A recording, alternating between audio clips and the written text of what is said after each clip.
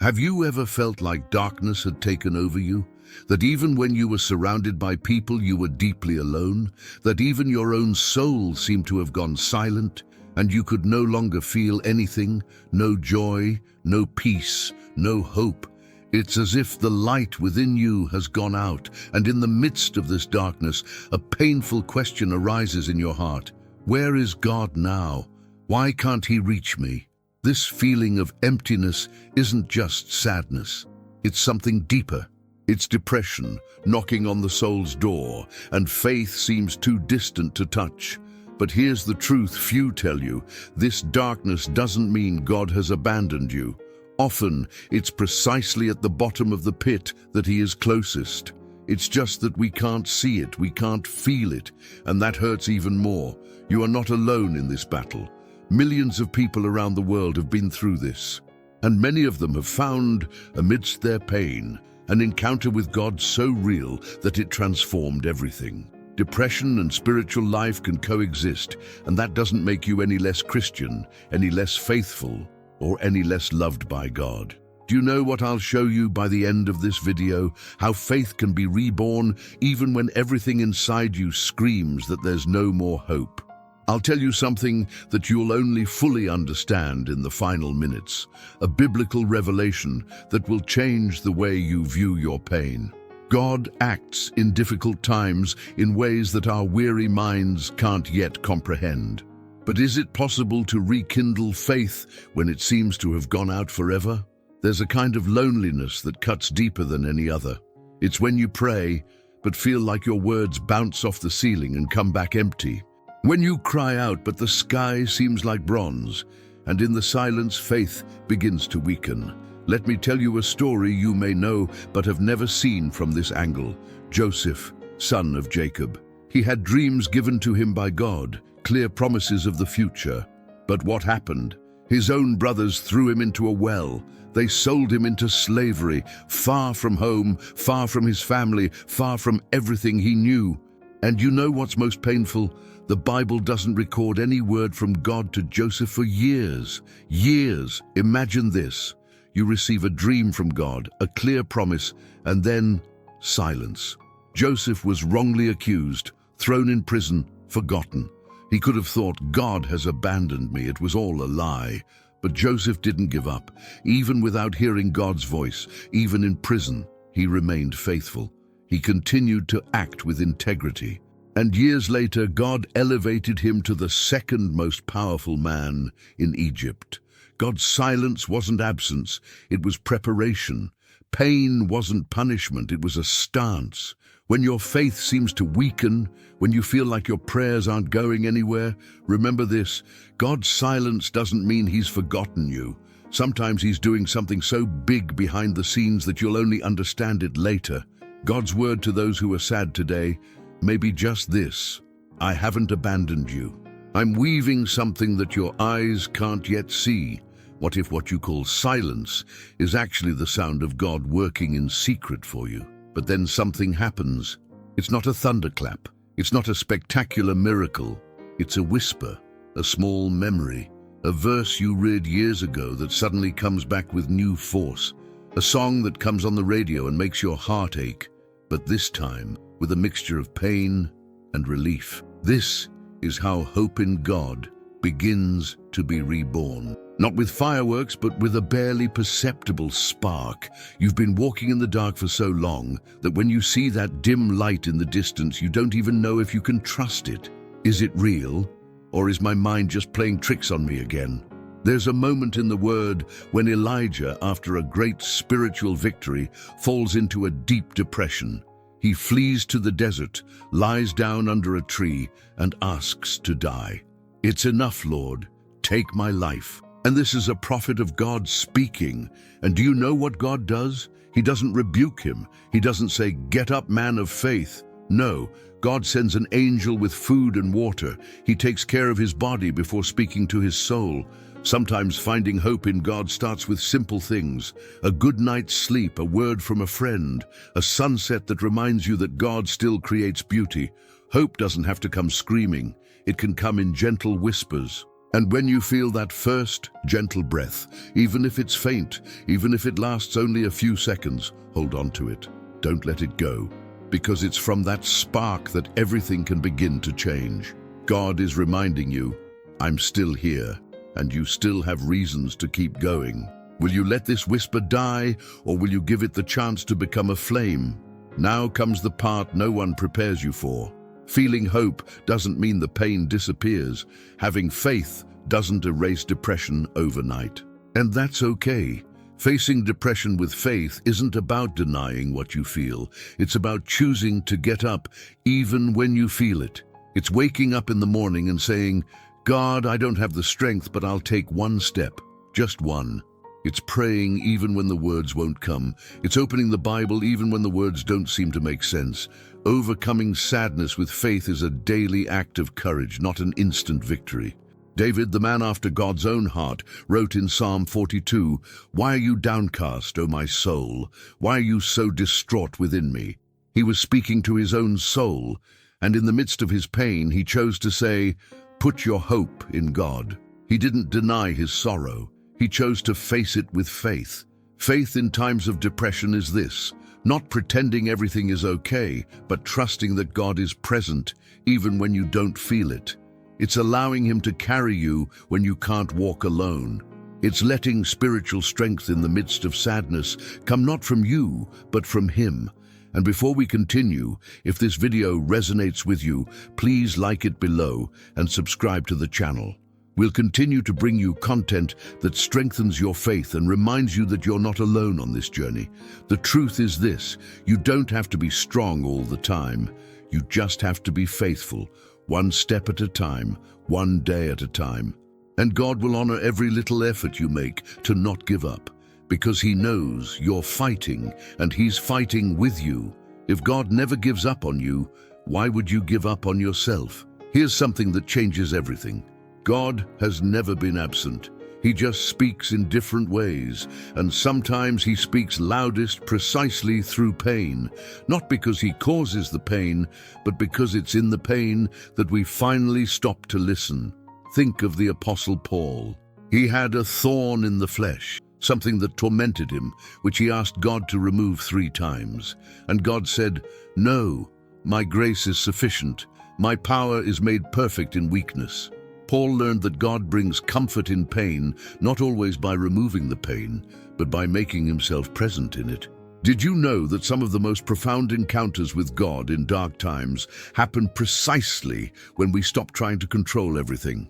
When we stop demanding that God act our way and simply say, "Lord, I don't understand, but I trust you." Sometimes God speaks through a verse that leaps off the page. Other times through the inexplicable peace that fills your chest in the midst of chaos, or through someone who appears at just the right time with just the right word. He hasn't abandoned you. He was just waiting for you to stop running and allow yourself to be held. And when you understand this, that God has never left your side, that He has always been there, whispering, "I am here," even when you couldn't hear, something shifts inside you. The pain doesn't go away, but you're no longer alone in it, and that makes all the difference. What if the pain you carry was the place where God truly wants to meet you? Now, the transformation begins to happen. It's not magic. It doesn't happen overnight, but it's real. Spiritual healing from depression begins when you realize that God is restoring not only your heart, but also your mind, your vision, your identity.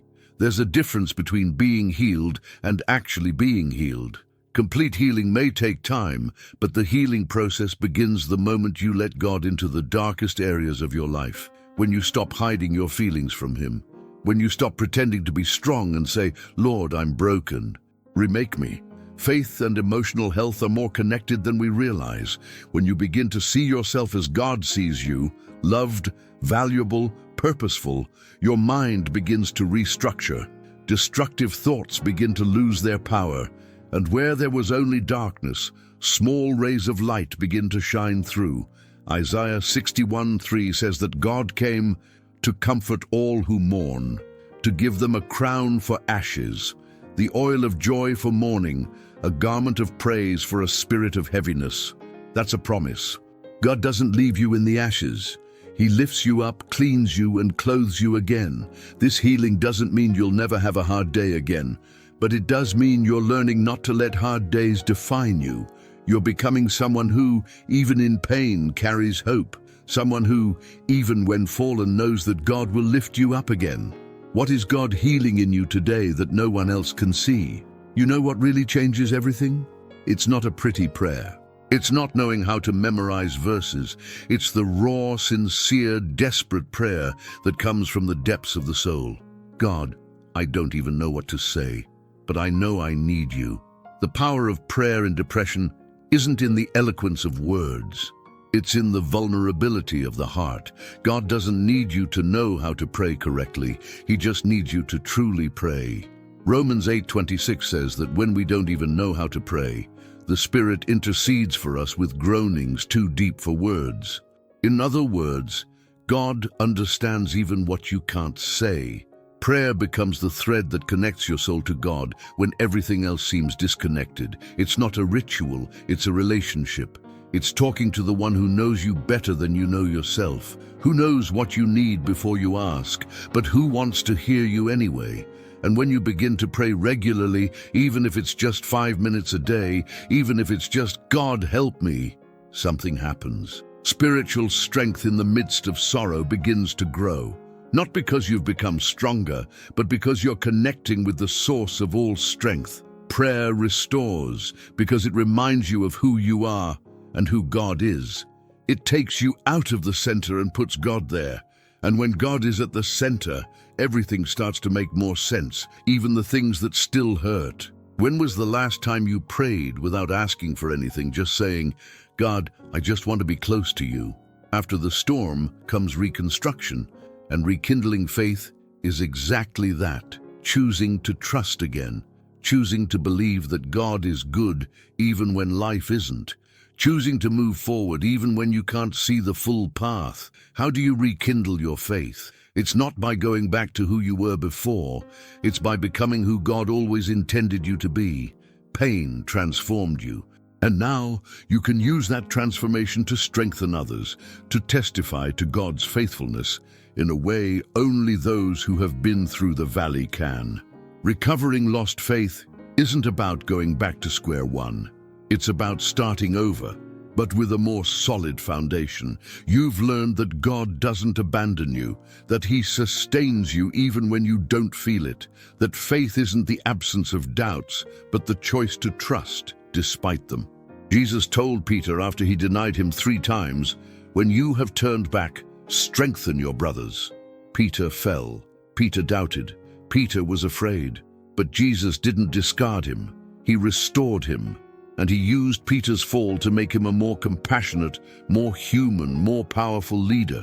Your faith is being reborn, and this time it's not naive, it's being tested, it's real, it's the kind of faith that can weather storms because it's already been through one and survived. This is the faith that transforms lives, yours and those around you.